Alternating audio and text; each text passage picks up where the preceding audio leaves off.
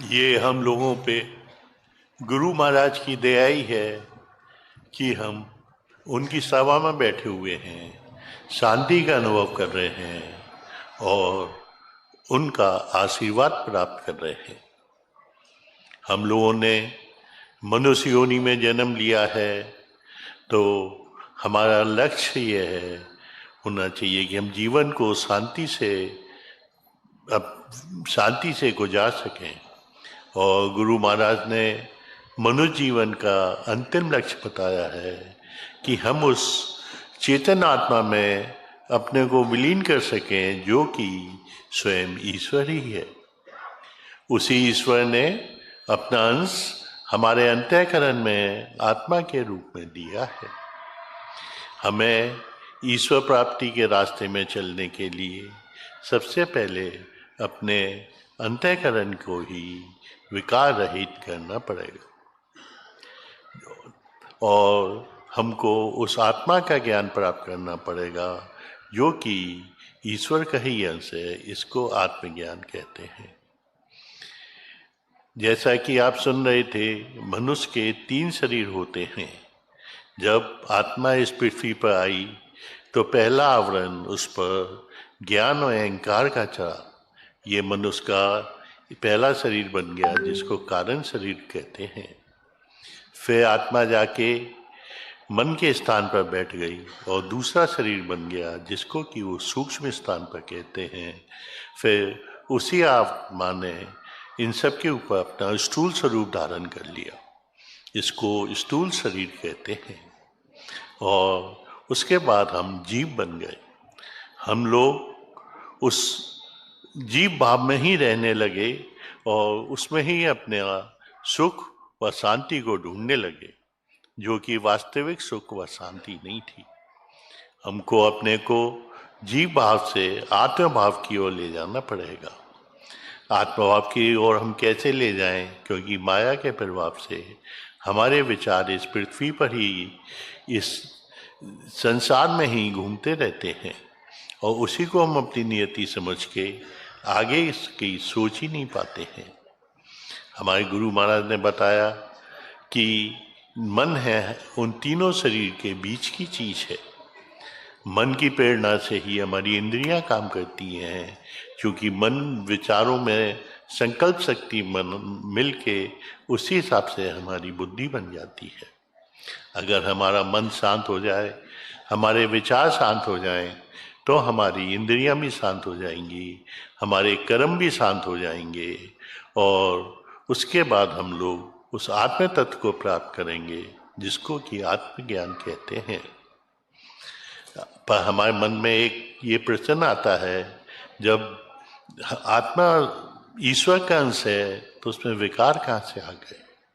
आत्मा ईश्वर का अंश है, उसमें कोई विकार नहीं है। आत्मा हमेशा पवित्र रही है और पवित्र ही रहेगी। पर हम लोगों के कर्मों से, हम लोगों के विचारों से उसके ऊपर आवरण चढ़ते जाते हैं। हमें उन आवरणों को हटाना पड़ेगा। उसके लिए हमको सबसे पहले जरूरी ये है, जो हमारे विचार जा रहे हैं इधर उधर, उनको एकाग्र करके निर्विचार बनना पड़ेगा। इसको कहते हैं मन का मौन। क्योंकि मौन 2 प्रकार के होते हैं। एक तो मौन होता है वो जीव का जुआ का मौन होता है, दूसरा मन का मौन। जीव को अगर हम चुप रहते हैं पर उसमें हमारी इंद्रियां काम करती रहती हैं, विचार आते जाते रहते हैं, पर हमको हो सकता है थोड़ी शांति मिले, पर हम उस आत्म तत्व को प्राप्त नहीं कर सकते। इसके लिए मन का मौन जरूरी है। जब हमारा इस साधना से हमारा मन जितना निर्विषय होता जाएगा, हमारा राग कम होता जाएगा और अनुराग बढ़ता जाएगा। राग कहते हैं इस संसार के प्रति इच्छा और अनुराग को कहते हैं ईश्वर के प्रति इच्छा, उनके प्रति बढ़ता हुआ प्रेम। जब हमारा राग कम होता है, अनुराग बढ़ता है, तो हमारे मन में ईश्वर से मिलने की इच्छा बढ़ती जाती है। और जब ये काफ़ी अनुराग बढ़ जाता है तो हम ईश्वरीय प्रेम, उस शांति की थोड़ी बहुत झलक भी पा लेते हैं। उससे हमारे मन में उनसे मिलने के लिए एक तरफ पैदा होती है और वही तरफ हमको आगे जाके ईश्वर में मिला देती है।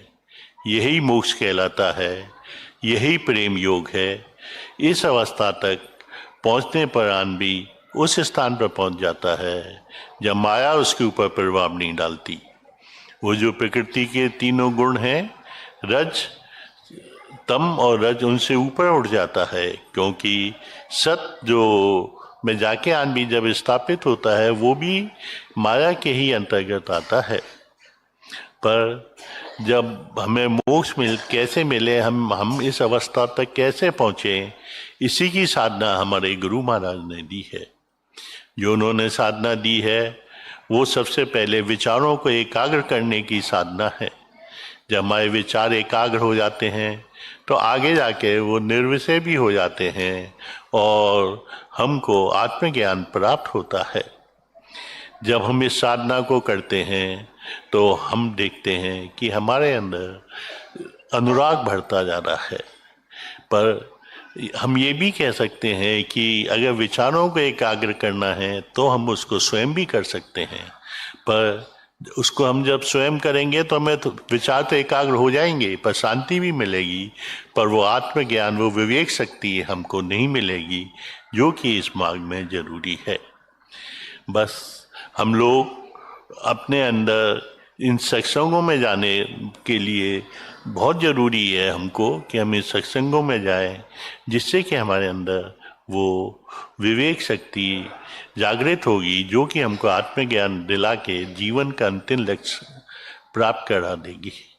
हमको बस सुबह शाम ये साधना करनी है और गुरु महाराज की याद में रहना है। हम संसार का कोई भी कार्य करें तो उसमें हमें गुरु महाराज की याद बनी रहे, पर ये इतना आसान नहीं है। उसको धीरे धीरे हमें प्रैक्टिस करके हम इस अवस्था तक पहुंच जाते हैं कि हमें उनकी याद बनी रहती है। हमें कोई उस समय ईश्वर के मिलने के अलावा और कोई इच्छा नहीं रहती। आगे जाके ईश्वर से मिलने की, इस लोक की और परलोक की सभी इच्छाएं खत्म हो जाती हैं। इस सुख दुख से हमको फर्क नहीं पड़ता है, हमारा अस्तित्व ईश्वर के अस्तित्व में मिल जाता है। हमारा अहम, जो कि एक अंतिम पर्दा है, वो गुरु शक्ति ही उसको खत्म करती है। ये कहा भी जाता है कि ये तो खुद ही का पर्दा है जो हमको खुदा से जुदा की हुई है। हम जब उनके चिंतन में रहते हैं तो उनकी शक्ति हमारे अंदर काम भी करती रहती है और हमको जीवन का श्रेष्ठ दिला देती है। हम देखेंगे जब इस अवस्था तक पहुंच जाएंगे तो हमारा व्यवहार बदलने लगेगा, क्योंकि गुरु महाराज कहते थे कि साधक का व्यवहार उसके अंतःकरण की अवस्था के ऊपर निर्भर करता है। जो प्रकृति की 3 धाराएं आ रही हैं वो हमारे व्यवहार पर फर्क डालती हैं, पर जब हम सच से ऊपर उठ जाते हैं तो ये धाराएं हमारे ऊपर काम नहीं करती हैं। एक हमारा आदर्श व्यवहार हो जाता है, हम खुद भी शांति में रहते हैं और जो ऐसे लोगों से, ऐसे संतों से मिलता है उनको भी शांति का अनुभव होता है। पर ये गुरु महाराज की दया के बिना संभव नहीं है।